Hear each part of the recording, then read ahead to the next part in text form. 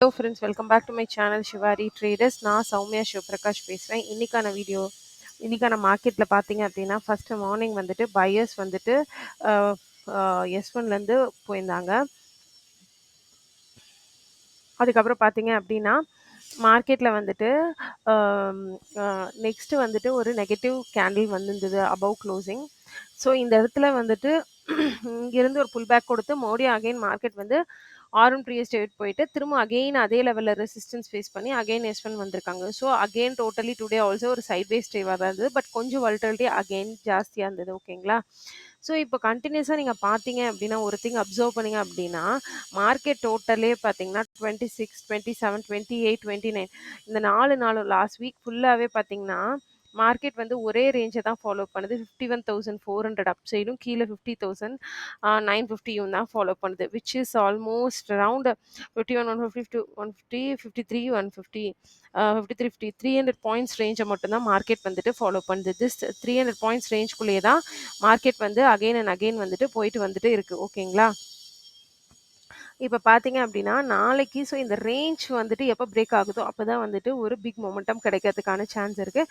அது நாளைக்கும் பிரேக் ஆகலாம், மண்டேவும் பிரேக் ஆகலாம். பட் நம்ம வந்துட்டு ரேஞ்சை தவிர்த்து எப்படி போகும் அப்படிங்கிறதையும் பிளான் பண்ணுவோம்.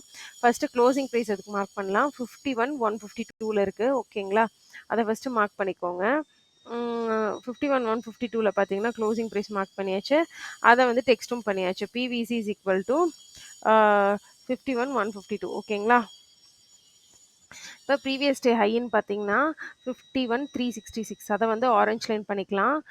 ப்ரீவியஸ் டே லோ பார்த்தீங்கன்னா 51,988ல் இருக்குது. அதையும் பண்ணியாச்சு, மார்க் பண்ணியாச்சு. இதுக்கப்புறம் பார்த்தீங்கன்னா இம்பார்ட்டன்ட் லெவல்ஸ்னு பார்த்தீங்கன்னா கீழே ஒரு வெர்ஜின் சிபிஆர் இருக்குன்னு நான் ரொம்ப நாளாக சொல்லிட்டு இருக்கேன். ஸோ அந்த வெர்ஜின் சிபிஆர் மார்க் பண்ணிக்கோங்க. எப்போ வந்துட்டு கீழே வருதோ அது வெர்ஜின்றது உங்களுக்கு யூஸ் ஆகும். ஓகேங்களா? இப்போ ஒரு செல்லிங் ட்ரேட் இனிஷியேட் ஆகுது மேலேருந்துன்னா உங்களோட டார்கெட் இந்த வெர்ஜின் வரைக்குமா தான் இருக்கணும் இனிஷியலாக.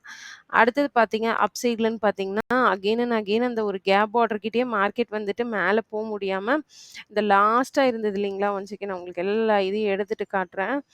இங்கே பாருங்க, இந்த கேப் பார்டர் இருந்தது இல்லையா? அதுலேயே தான் இப்போ பல நாளாக சைட்வேஸில் இருக்குது. ஓகேங்களா?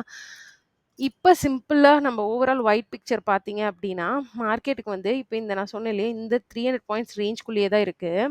இப்போ மார்க்கெட் கிட்ட என்ன ஆப்ஷன் இருக்குன்னா இது இந்த ரேஞ்சை பிரேக் பண்ணாலும் சரி, அப் சைடில் 51,350 பிரேக் பண்ணாலும் சரி, டவுன் சைடில் 59,980 பிரேக் பண்ணாலும் சரி, அப் சைடில் 52,400 வரைக்கும் டார்கெட் இருக்குது, டவுன் சைடில் 50,550 வரைக்கும் டார்கெட் இருக்குது. ஓகேங்களா?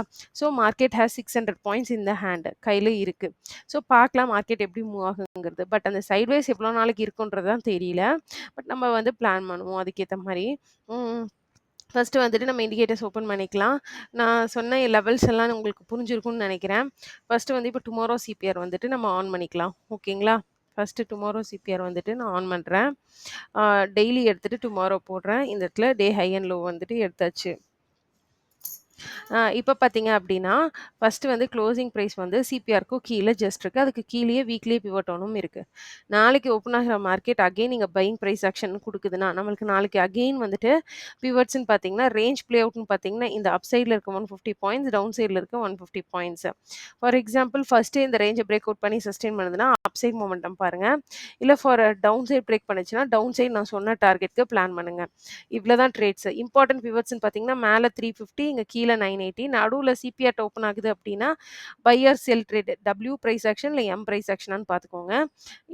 அதுக்கப்புறம் சப்போஸ் இல்லை ஃபஸ்ட் எடுத்தோன்னே இன்னொரு சைட் பிவட்க்கு போயிடுது அப்படின்னா இது கிராஸ் ஆகுதா இல்லை ரெசிஸ்டன்ஸ் ஃபேஸ் பண்ணுதான்னு பாருங்கள். இதுக்கும் அதே தான், கிராஸ் ஆகுதா இல்லை ரெசிஸ்டன்ஸ் ஃபேஸ் பண்ணுதான்னு பார்த்துட்டு அதுக்கேற்ற மாதிரி ட்ரேட் பண்ணுங்கள். இம்பார்ட்டன்ட் லெவல்ஸ்னால் 51,350, 50,980 க்ளோசிங் ப்ரைஸ். இதை தாண்டி இதோட டார்கெட்ஸ் இந்த ரேஞ்சை பிரேக் டவுன் பிரேக் அவுட் கொடுக்கும்போது அப் சைடில் 50,400, டவுன் சைடில் 50,500.